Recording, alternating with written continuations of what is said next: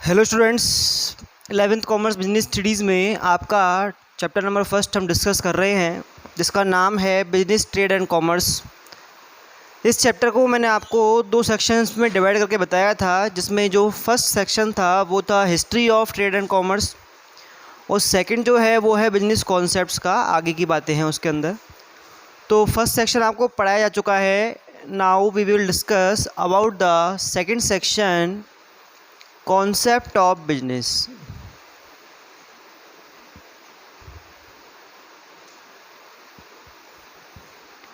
व्यवसाय की क्या अवधारणा है, व्यवसाय का क्या अर्थ है, इस चीज़ के बारे में आज के लेक्चर में पढ़ा जाएगा।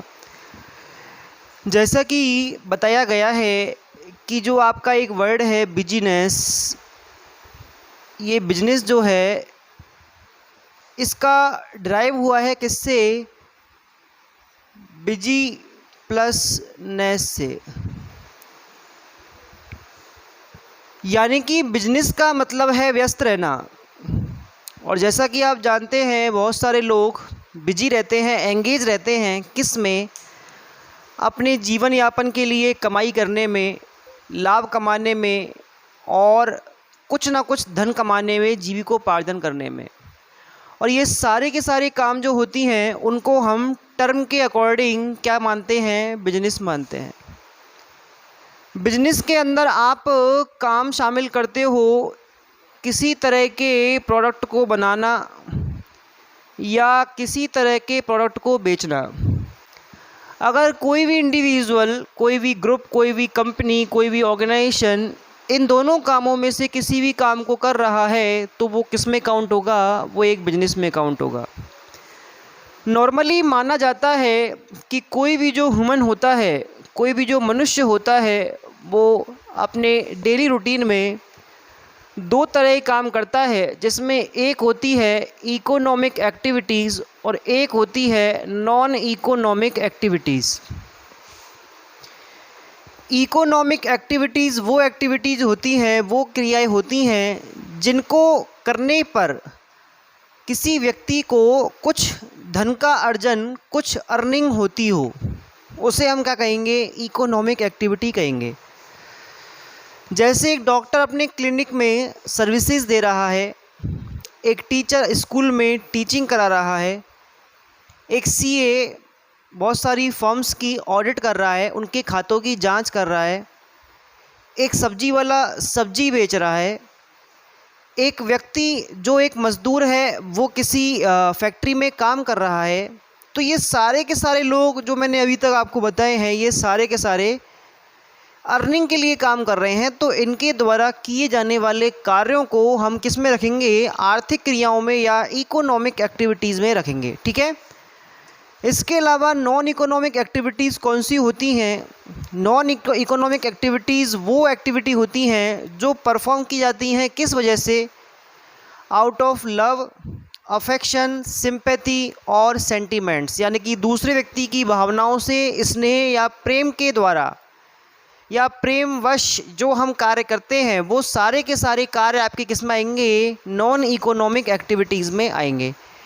इनके बदले में कोई अर्निंग का हमारा पर्पज़ नहीं होता है, ध्यान रखना है आपको।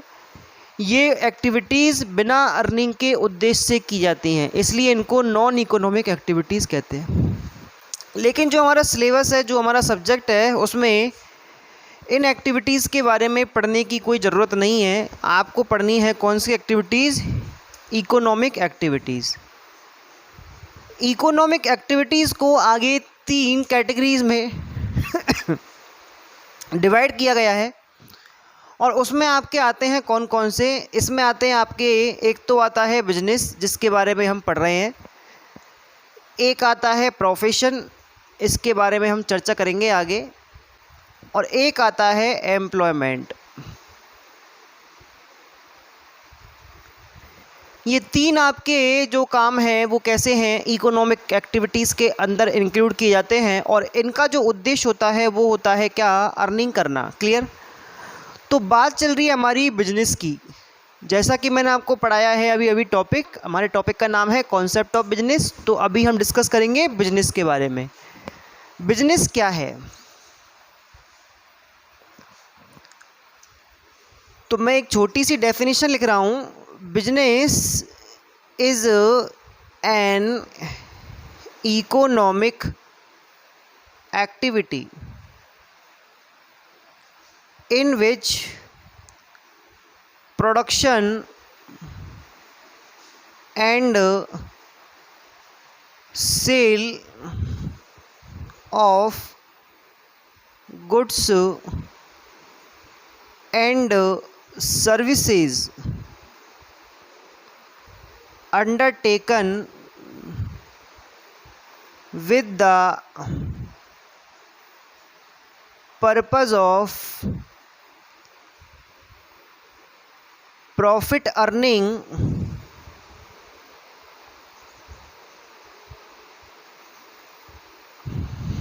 by satisfying human needs।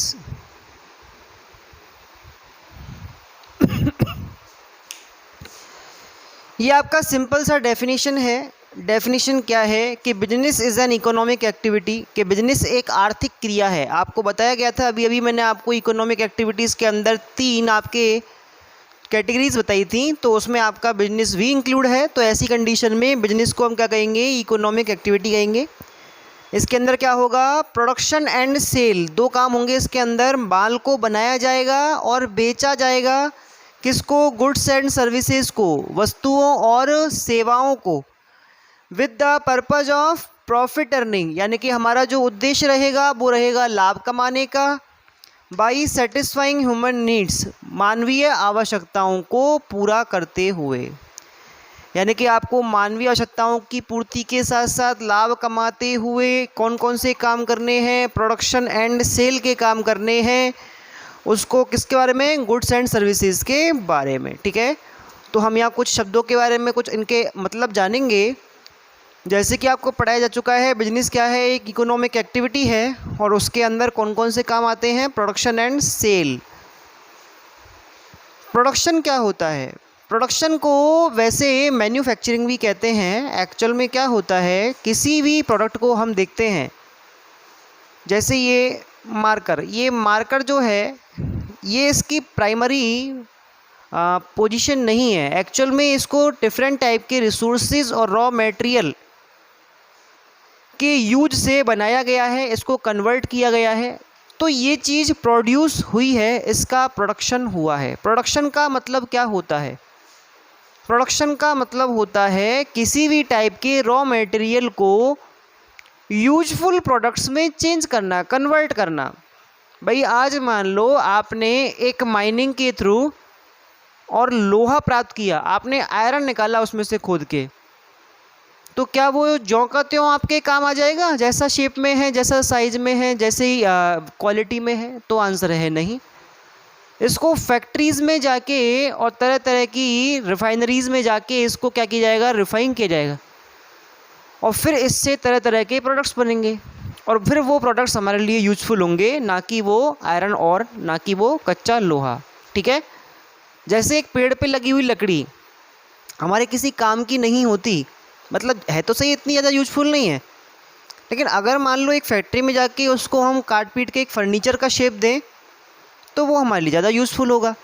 तो ऐसी कंडीशन में हम ये मानते हैं कि हर चीज़ को बनाया जाता है। ये वाटर बोतल भी बनी है, ये मोबाइल भी बनते हैं, ये टीवी भी बनते हैं, बाइक्स भी बनती हैं। सारी चीज़ें जो आप अपने आसपास देखते हैं वो सारी की सारी बनाई गई हैं। तो ये सारे के सारे प्रोडक्ट्स बिकने से पहले बनते हैं और इसी प्रोसेस को हम क्या कहते हैं, प्रोडक्शन कहते हैं। एक होता है सेल। देखो, प्रोडक्शन का मेन पर्पज होता है कंजम्पशन करना, और कंजम्पशन कहाँ होगा, कंजम्पशन लेवल पर, और कंजम्पशन होता है कंज्यूमर के द्वारा। देखो, एक डिस्ट्रीब्यूशन चेन काम करती है, ये डिस्ट्रीब्यूशन चेन है। ये कौन है, ये है कंज्यूमर, और ये कौन है, ये है प्रोड्यूसर। तो प्रोड्यूसर क्या करेगा, अपने प्रोडक्ट्स को क्यों बना रहा है, ताकि कंज्यूमर्स उसका कंजम्पशन करें, और कंजम्पशन करने के लिए ज़रूरी है कि वो उन लोगों को ट्रांसफ़र किया जाए, यानी कि प्रोडक्ट प्रोडक्शन लेवल से कंजम्पशन लेवल तक पहुँचे। इसके लिए हम क्या करेंगे, उस प्रोडक्ट का ट्रांसफ़र करेंगे। तो प्रोड्यूसर ने इसका ट्रांसफ़र किया किसको, होलसेलर को, यानी कि बेच दिया, यानी कि सेल कर दिया। फिर वहाँ से माल बिका किसको, रिटेलर को, और फिर वहाँ से बिका किसको, कंज्यूमर को। तो ये तीनों के तीनों लोग जो आपके माल को कंज्यूमर तक पहुँचाने में क्या कर रहे हैं, हेल्प कर रहे हैं, इनको हम बिजनेस पर्सन कहेंगे, क्योंकि इन तीनों का उद्देश्य क्या है, लाभ कमाना। क्लियर है? तो इसको बोलते हैं आप सेल ऑफ गुड्स। एक आता है गुड्स एंड एक आता है सर्विसेज। गुड्स जो होते हैं वो होते हैं टेंजिबल प्रोडक्ट्स। ये मार्कर आपको दिख रहा है, ये एक टेंजिबल प्रोडक्ट है। जब हम किसी दुकानदार से जाकर बोलेंगे कि भैया हमें एक मार्कर दे दो, तो वो आपको एक भौतिक वस्तु आपके हाथ में देखा, इसे आप देख भी सकते हैं और छू भी सकते हैं। तो इस चीज़ को हम क्या बोलते हैं, गुड्स में इंक्लूड करते हैं। और एक होती है सर्विसेज। सर्विसेज जो होती हैं वो होती हैं इंटेंजिबल, इन्हें देखा व छुआ नहीं जा सकता। और ये सारी की सारी सर्विसेज जो होती हैं, इनको केवल आप बेनिफिट्स के फॉर्म में ले सकते हो कि हाँ मुझे इस चीज़ का लाभ मिला। जैसे आप एक थिएटर में जाके मूवी देखते हो तो वहाँ पर जो एंटरटेनमेंट मिलेगा आपको वो इंटेंजिबल है, वो दिख नहीं रहा। ऐसा नहीं है कि आप थिएटर से बाहर आए हैं तो आपके हाथ में एंटरटेनमेंट है, ऐसा नहीं है। वो चीज़ आपके माइंड में है, इंटेंजिबल है, लेकिन आपको जो आपने चार्ज पेमेंट किया 200 300 400 500 जो भी आपने पेमेंट किए थे, उसके बदले में जो आपको एंटरटेनमेंट मिला उस चीज़ से आप सेटिस्फाई हो। क्लियर? तो जो थिएटर जिसने व्यक्ति ने खोला है, जिसने उस चीज़ का स्टार्ट किया होगा, उसका मेन पर्पज़ क्या है? उसका मेन पर्पज़ है कि मैं ज़्यादा से ज़्यादा लोगों को सर्विसेज बेचकर उनसे क्या कमाऊँ, लाभ कमाऊँ। तो ऐसी कंडीशन में वो क्या कर रहा है, बिजनेस कर रहा है। ऐसा ही सिस्टम आपका ट्रांसपोर्टेशन का है। एक बस ड्राइवर ने या एक बस मालिक ने बस खरीदी और बस खरीद के ट्रांसपोर्टेशन की फैसिलिटी दे रहा है वो।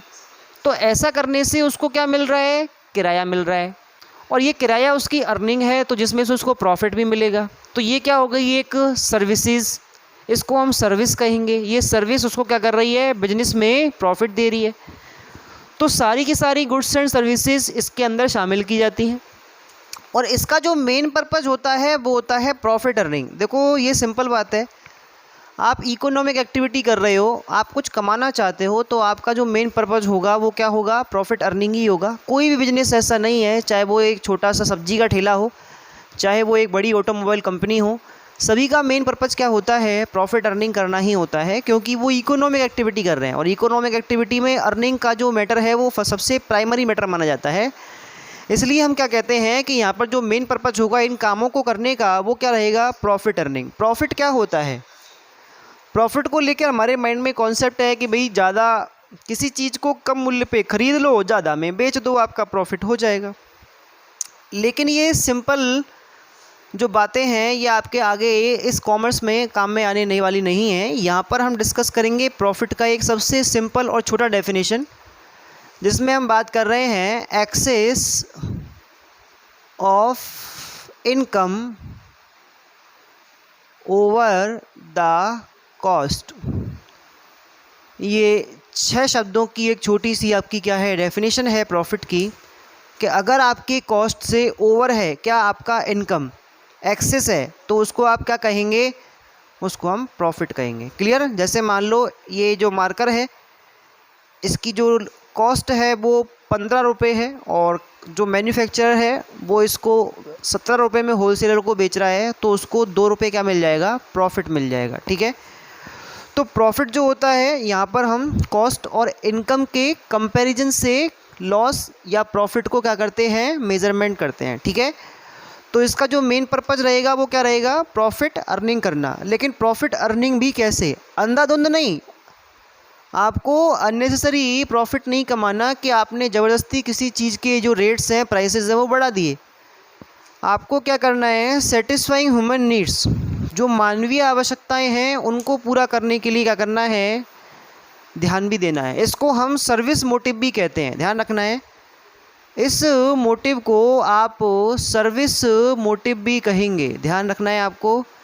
यानी कि हमको प्रॉफिट अर्निंग भी करनी है और साथ में जो सोसाइटी है उसके सारी की सारी जो कैटेगरी हैं जिनका फेवर आपको अपने बिजनेस में मिल रहा है, चाहे वो कंज्यूमर है, चाहे वो सप्लायर है, चाहे वो एम्प्लॉई है, चाहे वो गवर्नमेंट है, कम्युनिटी है, इन सब का आपको क्या करना है, ध्यान रखना है, इन सबको सेटिस्फाई रखना है। ऐसा करते हुए हमें प्रॉफिट कमाना है, और इस प्रॉफिट को कमाएंगे अगर हम इस तरह से सेटिस्फाई रखते हुए, तो फिर आपका बिजनेस जो है वो लॉन्ग टाइम सर्वाइव कर पाएगा। ठीक है, तो इस तरह से आज की क्लास में आपने बिजनेस कॉन्सेप्ट पढ़ा, और ये आपका सेकंड सेक्शन था। नेक्स्ट हम डिस्कस करेंगे अगले लेक्चर में।